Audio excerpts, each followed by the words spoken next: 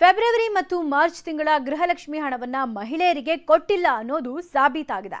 ಸದನಕ್ಕೆ ಮಹಿಳಾ ಮತ್ತು ಮಕ್ಕಳ ಕಲ್ಯಾಣ ಸಚಿವೆ ಲಕ್ಷ್ಮಿ ಹೆಬ್ಬಾಳ್ಕರ್ ನೀಡಿದ್ದು ಸುಳ್ಳು ಮಾಹಿತಿ ಅನ್ನೋದು ರುಜುವಾತಾಗಿದೆ. ವಿಷಾದ ವ್ಯಕ್ತಪಡಿಸಿ ಕ್ಷಮೆ ಕೇಳೋಕು ರೆಡಿ ಅಂತ ಸಚಿವೆ ಲಕ್ಷ್ಮಿ ಹೆಬ್ಬಾಳ್ಕರ್ ಹೇಳಿದ್ರು. ಆದರೂ ಬಿಜೆಪಿ ನಾಯಕರು ಸದನದಲ್ಲಿ ಗದ್ದಲ ಮುಂದುವರೆಸಿದ್ದಾರೆ.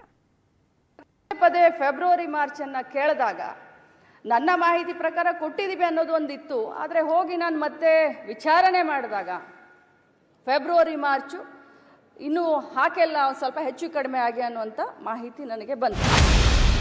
ರಾಜ್ಯದ ಮಹಿಳಾ ಮತ್ತು ಮಕ್ಕಳ ಕಲ್ಯಾಣ ಸಚಿವೆ ಲಕ್ಷ್ಮಿ ಹೆಬ್ಬಾಳ್ಕರ್ ಪ್ರತಿ ತಿಂಗಳು ಗೃಹಲಕ್ಷ್ಮಿ ಅವರಿಗೆ ಹಣ ಹೋಗ್ತಿದೆಯಾ ಇಲ್ವಾ ಎಂದು ನೋಡಿಕೊಳ್ಳಬೇಕಾದ ಇಲಾಖೆಯ ಮಂತ್ರಿ. ಕಳೆದ ವಿಧಾನಸಭಾ ಚುನಾವಣೆಯಲ್ಲಿ ಕಾಂಗ್ರೆಸ್ ಘೋಷಿಸಿದ್ದ ಪಂಚ ಗ್ಯಾರಂಟಿಗಳಲ್ಲಿ ಅತಿ ದೊಡ್ಡ ಗ್ಯಾರಂಟಿಯೇ ಗೃಹಲಕ್ಷ್ಮಿ ಹಣ. ಪ್ರಿಯಾಂಕಾ ಗಾಂಧಿಯವರನ್ನ ಬೆಂಗಳೂರಿಗೆ ಕರೆಸಿ ಮಾರ್ಚ್ 8ರ ವಿಶ್ವ ಮಹಿಳಾ ದಿನಾಚರಣೆಯಂದು ಇಂಥದ್ದೊಂದು ಗ್ಯಾರಂಟಿ ಘೋಷಣೆಯನ್ನ ಕಾಂಗ್ರೆಸ್ ನಾಯಕರು ಮಾಡಿದ್ರು. ಕೇವಲ 2 ತಿಂಗಳ ಹಿಂದೆ ಬೆಂಗಳೂರಿನಲ್ಲಿ ಜನರ ಸಮಸ್ಯೆಗಳನ್ನ ಆಲಿಸಲು ಡಿಸಿಎಂ ಡಿಕೆ ಶಿವಕುಮಾರ್ ಕೆಆರ್ಪುರಂಗೆ ಹೋಗಿದ್ರು. ಬೆಂಗಳೂರು ನಡಿಗೆ ಕಾರ್ಯಕ್ರಮದ ಮೂಲಕ ಜನರ ಅಹವಾಲು ಸ್ವೀಕರಿಸಿದ್ರು. ಆಗ ಮಹಿಳೆಯೊಬ್ಬರು ಡಿಸಿಎಂ ಬಳಿಯಲ್ಲಿ, ಸಾರ್, ನನಗೆ 6 ತಿಂಗಳಿಂದ ಗೃಹಲಕ್ಷ್ಮಿ ಹಣ ಬಂದಿಲ್ಲ ಎಂದು ದೂರಿದ್ದರು. ತಕ್ಷಣ ಫೋನ್ ಕೈಗೆತ್ತಿಕೊಂಡಿದ್ದ ಡಿಸಿಎಂ ಅಧಿಕಾರಿಗಳಿಂದ ಮಾಹಿತಿ ಪಡೆದಿದ್ರು. ನಂತರ ಅಧಿಕಾರಿಗಳ ಮಾತು ನಂಬಿ ದುಡ್ಡು ಬಂದಿದೆ, ಸುಮ್ಮನೆ ಸುಳ್ಳು ಹೇಳೋದು ಬೇಡ, ನಿಮ್ಮ ಮಾತು ಕೇಳಿಕೊಂಡು ಲಕ್ಷ್ಮಿಗೆ ಬೈತಿದ್ದೆ, ಅಧಿಕಾರಿನ ಸಸ್ಪೆಂಡ್ ಮಾಡ್ತಿದ್ದೆ ಎಂದು ಡಿಸಿಎಂ ಹೇಳಿದ್ರು. ಗೃಹಲಕ್ಷ್ಮಿ 6 ತಿಂಗಳಿಂದ ಗೃಹಲಕ್ಷ್ಮಿ ಬಂದಿಲ್ಲ. ಕೊಡಿ ನಿನ್ನ ಮೊಬೈಲ್. ಆ ಉಮ್ಮನ ಚೈಲ್ಡ್ ವೆಲ್ಫೇರ್ ಅವ್ರು ತಗೊಳ್ರಿ ನಿಮಿಷ ಬರ್ತಾ ಇದೆಯಲ್ಲ ಅಂತ ಚೆಕ್ ಮಾಡಿ. ಹಲೋ, ನಾನು ಶಿವಕುಮಾರ್ ಮಾತಾಡ್ತೀನಮ್ಮ. ಇಲ್ಲಿ ಯಾರೋ 5 ತಿಂಗಳಿಂದ ಬಂದಿಲ್ಲ ಅಂತಿದೆ. ಏನಮ್ಮ ಅದು? ಜುಲೈದು ಕ್ರೆಡಿಟ್ ಆಗಿದೆ ಸರ್. ಈ ಮಂತ್ ಅವ್ರದ್ದು ಏನಾಗಿದೆ ಅಂತ ನಾನು ಪರ್ಸನ್ ಚೆಕ್ ಮಾಡಿ ಅವರಿಗೆ ಅಡ್ರೆಸ್ ಮಾಡ್ತೀನಿ ಸರ್. ಜುಲೈವರೆಗೂ ಎಲ್ಲರೂ ಕ್ಲಿಯರ್ ಆಗಿದೆಯಾ ಇಲ್ಲಿ? ಎಸ್ ಸರ್, ಆಗಿದೆ. ಪರ್ಸನ್ ಏನಾದ್ರು ಆಗಿದ್ರೆ ನಾನು ಅದನ್ನ ಚೆಕ್ ಮಾಡಿ ರಿಸಾಲ್ವ್ ಮಾಡ್ತೀನಿ. ಆಗಷ್ಟು ಪ್ರೋಸೆಸ್ ಆಗ್ತಾ ಇದೆಯಾ? Yes sir, yes sir. 2188 ರೂಪಾಯಿ ಇದೆ ನಿನ್ನ ಅಕೌಂಟ್ ಅಲ್ಲಿ. ನಾನೀಗ ಸಸ್ಪೆಂಡ್ ಮಾಡ್ತಿದ್ದೆ ಅದನ್ನ. ಈಗ ಲಕ್ಷ್ಮಿಗೂ ಬೈತಾ ಇದ್ದೀಗ ಫೋನ್ ಮಾಡ್ಬಿಟ್ಟು, ಸಿಕ್ಕಿಲ್ಲ ಫೋನ್ಗೆ. ಬಹುಶಃ ಅವತ್ತು ಆ ಮಹಿಳೆ ಹೇಳಿದಾಗಲೇ ಮಹಿಳಾ ಮತ್ತು ಮಕ್ಕಳ ಕಲ್ಯಾಣ ಸಚಿವೆ ಲಕ್ಷ್ಮಿ ಹೆಬ್ಬಾಳ್ಕರ್ ಎಚ್ಚೆತ್ತುಕೊಂಡಿರುತ್ತಿದ್ರೆ ಈಗ ಪ್ರತಿಪಕ್ಷ ಬಿಜೆಪಿಯ ಟೀಕೆಗೆ ಗುರಿಯಾಗಬೇಕಾಗಿರಲಿಲ್ಲ. ಸರ್ಕಾರ ಇಕ್ಕಟ್ಟಿಗೆ ಸಿಲುಕುವ ಪರಿಸ್ಥಿತಿ ನಿರ್ಮಾಣವಾಗುತ್ತಿರಲಿಲ್ಲ. ಯಾಕಂದ್ರೆ ಅಧಿಕಾರಿಗಳ ಮಾತು ನಂಬಿ ಸದನದಲ್ಲಿ ಗೃಹಲಕ್ಷ್ಮಿ ಹಣವನ್ನ ಆಗಸ್ಟ್ ತಿಂಗಳವರೆಗೆ ಕೊಟ್ಟಿದ್ದೇವೆ ಎಂಬ ಉತ್ತರವನ್ನ ಲಕ್ಷ್ಮಿ ಹೆಬ್ಬಾಳ್ಕರ್ ಕೊಟ್ಟಿದ್ರು. ಯಾವಾಗ ಫೆಬ್ರವರಿ ಮತ್ತು ಮಾರ್ಚ್ ತಿಂಗಳಲ್ಲಿ ಹಣ ಕೊಟ್ಟಿಲ್ಲ ಎಂಬುದು ಬಿಜೆಪಿ ಶಾಸಕರಿಗೆ ಖಾತ್ರಿ ಆಯಿತು, ಅವರು ಸರ್ಕಾರದ ವಿರುದ್ಧ ಮುಗಿಬಿದ್ದಿದ್ದರು. ಶುಕ್ರವಾರವೇ ಈ ವಿಚಾರ ಪ್ರಸ್ತಾಪ ಆಗಿತ್ತಾದರೂ ಅಂದು ಸ್ಪೀಕರ್ ಸಮಾಧಾನ ಹೇಳಿದ್ದರು. ಆದರೆ ಸದನದ ಬಾವಿಗಿಳಿದ ಪ್ರತಿಪಕ್ಷಗಳ ಸದಸ್ಯರು ಸಚಿವೆ ಸದನಕ್ಕೆ ಬಂದು ಉತ್ತರ ಕೊಡೋದಿಕ್ಕೆ 3 ದಿನ ಬೇಕಾಯ್ತಾ ಎಂದು ಪ್ರಶ್ನಿಸಿದ್ರು.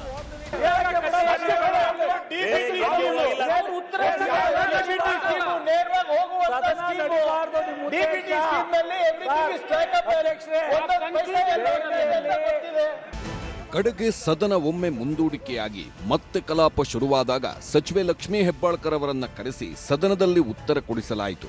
ಈ ವೇಳೆ ತಾವು ಸದನದ ದಾರಿ ತಪ್ಪಿಸುವ ಕೆಲಸ ಮಾಡಿಲ್ಲ, ಆದರೆ ಅಧಿಕಾರಿಗಳು ಕೊಟ್ಟ ಮಾಹಿತಿ ಆಧರಿಸಿ ಉತ್ತರ ಕೊಟ್ಟಿದ್ದೆ. ಫೆಬ್ರವರಿ ಮತ್ತು ಮಾರ್ಚ್ ತಿಂಗಳಲ್ಲಿ ಹಣ ಕೊಟ್ಟಿದ್ದೇವೆ ಅಂದ್ಕೊಂಡಿದ್ದೆ. ಈಗ ವಿಚಾರಿಸಿದಾಗ ಕೊಟ್ಟಿಲ್ಲ ಎನ್ನುವುದು ಗೊತ್ತಾಗಿದೆ ಎಂದು ಆಗಿರುವ ತಪ್ಪು ಒಪ್ಪಿಕೊಂಡ್ರು. ಕರ್ನಾಟಕ ರಾಜ್ಯದ 1,26,00,000 ಕುಟುಂಬದ ಯಜಮಾನಿಯರಿಗೆ ಪ್ರತಿ ತಿಂಗಳು 2,000 ರೂಪಾಯಿ DBT ಮುಖಾಂತರ, ನಾನು ಒತ್ತಿ ಹೇಳಲಿಕ್ಕೆ ಬಯಸ್ತೇನೆ, DBT ಮುಖಾಂತರ ಯಾವುದೇ ಮಧ್ಯವರ್ತಿಗಳ ಹಾವಳಿ ಇಲ್ಲದೆ ಡೈರೆಕ್ಟ್ ಆಗಿ ಅವರ ಬ್ಯಾಂಕ್ ಅಕೌಂಟ್ಗೆ ಹೋಗುವಂಥ ಒಂದು ಅತ್ಯುನ್ನತ ಒಂದು ಯೋಜನೆ. 23 ಕಂತುಗಳನ್ನು ಹಾಕಿದ್ದೇವೆ. 46,000 ರೂಪಾಯಿಗಳು ಒಬ್ಬೊಬ್ಬ ಮನೆಯ ಯಜಮಾನಿಗೆ 1,26,00,000 ಮನೆಯ ಯಜಮಾನಿಗಳ ಕುಟುಂಬದ ಯಜಮಾನಿಗಳಿಗೆ ಸಿಕ್ಕಿದೆ ಅಂತ ಮೊನ್ನೆ ಕೂಡ ನಾನು ಹೇಳಿದ್ದೀನಿ. ಪದೇ ಫೆಬ್ರವರಿ ಮಾರ್ಚ್ ಅನ್ನ ಕೇಳಿದಾಗ ನನ್ನ ಮಾಹಿತಿ ಪ್ರಕಾರ ಕೊಟ್ಟಿದ್ದೀವಿ ಅನ್ನೋದು ಒಂದಿತ್ತು. ಆದರೆ ಹೋಗಿ ನಾನು ಮತ್ತೆ ವಿಚಾರಣೆ ಮಾಡಿದಾಗ ಫೆಬ್ರವರಿ ಮಾರ್ಚು ಇನ್ನೂ ಹಾಕೆಲ್ಲ ಸ್ವಲ್ಪ ಹೆಚ್ಚು ಕಡಿಮೆ ಆಗಿ ಅನ್ನುವಂಥ ಮಾಹಿತಿ ನನಗೆ ಬಂತು. ಹೌಸ್ನಲ್ಲಿ ಮುಖ್ಯಮಂತ್ರಿಗಳು ಕೂಡ ಹೇಳಿದ್ದಾರೆ ಅದನ್ನ ಆಗ್ಲಿಲ್ಲ ಅಂತಂದ್ರೆ ಶೀಘ್ರದಲ್ಲಿ ಮಾಡ್ತೀವಿ. ಬಟ್ ಇದರ ಅರ್ಥ ಆ ದುಡ್ಡನ್ನ ಬೇರೆ ಕಡೆ ಡೈವರ್ಟ್ ಆಯ್ತು. ನಾವು 23 ಕಂತುಗಳಲ್ಲಿ 46,000 ರೂಪಾಯಿ ಕೊಟ್ಟಿದ್ದೇವೆ ಎಂದು ಲಕ್ಷ್ಮಿ ಹೆಬ್ಬಾಳ್ಕರ್ ಅವರು ಹೇಳಿಕೊಂಡಿದ್ದಾರೆ. ಸರ್ಕಾರ ಬಂದು 30 ತಿಂಗಳಾಗಿದೆ. ಇದರಲ್ಲಿ ಮೊದಲ 3 ತಿಂಗಳು ಬಿಟ್ರೆ ಆಗಸ್ಟ್ 2023ರಲ್ಲಿ ಗೃಹಲಕ್ಷ್ಮಿ ಯೋಜನೆ ಆರಂಭವಾದಲ್ಲಿಂದ ಲೆಕ್ಕ ಹಾಕಿದ್ದರೆ 27 ತಿಂಗಳು ಹಣ ಪಾವತಿ ಆಗಬೇಕಿತ್ತು. ಆದ್ರೆ 23 ತಿಂಗಳು ಮಾತ್ರ ದುಡ್ಡು ಕೊಟ್ಟು ಕೇವಲ 2 ತಿಂಗಳು ಮಾತ್ರ ಬಾಕಿ ಉಳಿಸಿಕೊಂಡಿದ್ದೇವೆ ಎಂದು ಸಚಿವೆ ಲಕ್ಷ್ಮಿ ಹೇಳಿದ್ದು ಪ್ರತಿಪಕ್ಷದವರನ್ನ ಕೆರಳಿಸಿತ್ತು. ಹೀಗಾಗಿ ಸದನದಲ್ಲಿ ಮಾತಿನ ದಾಳಿ ಪ್ರತಿದಾಳಿ ಜೋರಾಗಿತ್ತು. ಇದರ ನಡುವೆಯೇ ಸಚಿವೆ ಲಕ್ಷ್ಮಿ ಹೆಬ್ಬಾಳ್ಕರ್ ಯಾರಿಗಾದ್ರೂ ನೋವಾಗಿದ್ರೆ ವಿಷಾದಿಸುತ್ತೇನೆ ಎಂದ್ರು. ಆದಾಯ್ತು ಇದಾಯ್ತು ಅಂತಲ್ಲ, ಬಟ್ ಒಂದೇ ಮಾತನ್ನ ಹೇಳ್ತೀನಿ, 2 ತಿಂಗಳದ್ದು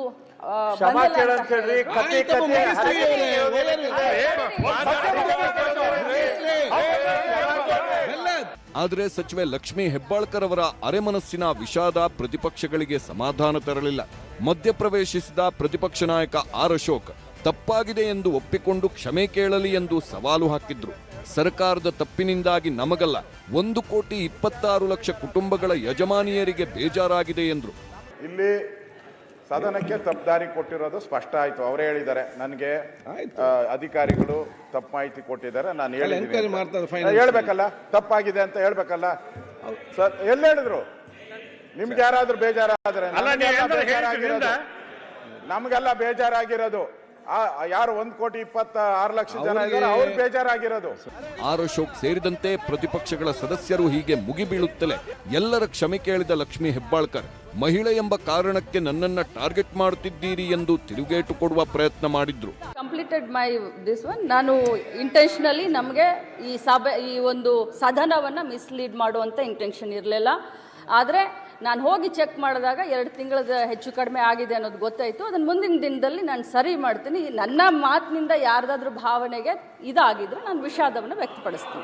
ಮಹಿಳೆಯರ ಗೌರವ, ಮಹಿಳೆಯ ಸ್ವಾಭಿಮಾನ, ಮಹಿಳೆಯರ ಆತ್ಮಸ್ಥೈರ್ಯ ಹೆಚ್ಚಾಗಲಿ ಅಂತ ಈ ಯೋಜನೆ ಮಾಡಿದ್ದೀನಿ. ನಾನು ವಿರೋಧ ಪಕ್ಷದ ಎಲ್ಲ ಸದಸ್ಯರಿಗೆ ಕೇಳಲಿಕ್ಕೆ ಬಯಸ್ತೇನೆ, ನಾನು ವಿಷಾದವನ್ನು ವ್ಯಕ್ತಪಡಿಸ್ತೀನಿ. ಆ ವರ್ಡು ಮಾನ್ಯ ಸುರೇಶ್ ಸಾಹೇಬರಿಗೆ ಇಷ್ಟ ಆಗಲಿಲ್ಲ ಅಂದರೆ ನಾನು ಕ್ಷಮೆಯನ್ನು ಕೂಡ ಕೇಳಲಿಕ್ಕೆ ಬಯಸ್ತೇನೆ. ಆದರೆ ಒಬ್ಬ ಮಹಿಳೆ ಅಂತ ಹೇಳಿ ಈ ಮಟ್ಟಕ್ಕೆ ತಾವೆಲ್ಲ ಮಾಡ್ತಾ ಇದ್ದೀರಲ್ಲ, ಯಾವ ಆದರೆ ಸಚಿವೆ ಹೆಬ್ಬಾಳ್ಕರ್ ಹೀಗೆ ಮಹಿಳಾ ಕಾರ್ಡ್ ಬಳಸಿ ಅನುಕಂಪ ಪಡೆಯಲು ಯತ್ನಿಸಿದ್ದು ಬಿಜೆಪಿ ನಾಯಕರನ್ನ ಮತ್ತಷ್ಟು ಕೆರಳಿಸಿತ್ತು. ತೀವ್ರ ಟೀಕಾ ಪ್ರಹಾರ ನಡೆಸಿದ ಪ್ರತಿಪಕ್ಷದ ಸದಸ್ಯರು ಸಭಾತ್ಯಾಗ ಮಾಡಿದ್ರು. ಇದರಲ್ಲಿ ಯಾಕೋ ಒಂದು ಬೇರೆ ವಾಸನೆ ಬರುವಂತ ನಿಟ್ಟಿನಲ್ಲಿ ಇವತ್ತು ಗೊತ್ತಾಗ್ತಾ ಇದೆ.